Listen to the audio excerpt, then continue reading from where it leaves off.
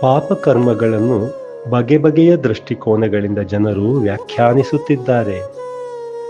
ಆದರೆ ಇವುಗಳ ನಡುವೆ ಇರುವ ವಿಭಿನ್ನತೆಗಳನ್ನು ಅರ್ಥ ಮಾಡಿಕೊಂಡರೆ ಉತ್ತರ ಸಿಗುತ್ತದೆ.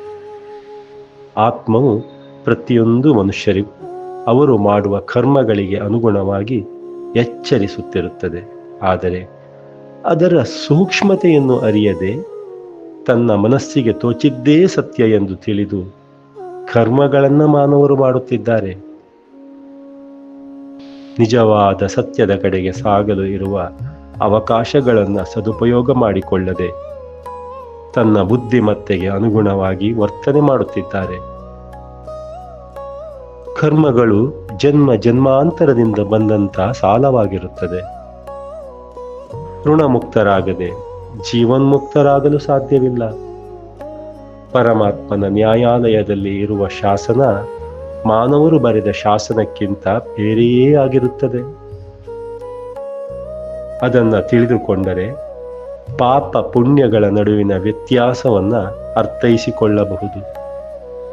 ಭಗವಂತನ ಹಾದಿಯಲ್ಲಿ ಸಾಗಲು ಬೇಕಾಗುವ ಸುಲಭವಾದ ಮಾರ್ಗವೇ ಸತ್ಯದ ದಾರಿ.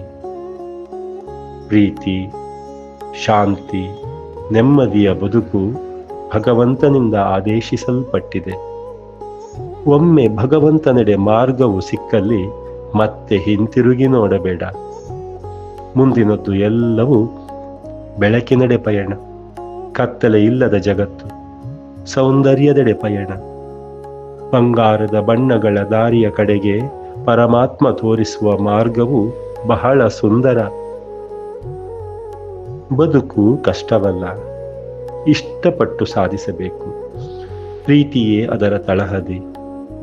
ಕೋಪ, ಭಯ, ಅಸಹನೆ, ದ್ವೇಷ ಇವೆಲ್ಲವನ್ನ ಬಿಟ್ಟು ಪ್ರೀತಿಯ ಬದುಕನ್ನು ಕಳೆಯಲು ತೋರಿಸುವ ಮಾರ್ಗವೇ ಭಗವಂತನ ಮಾರ್ಗ.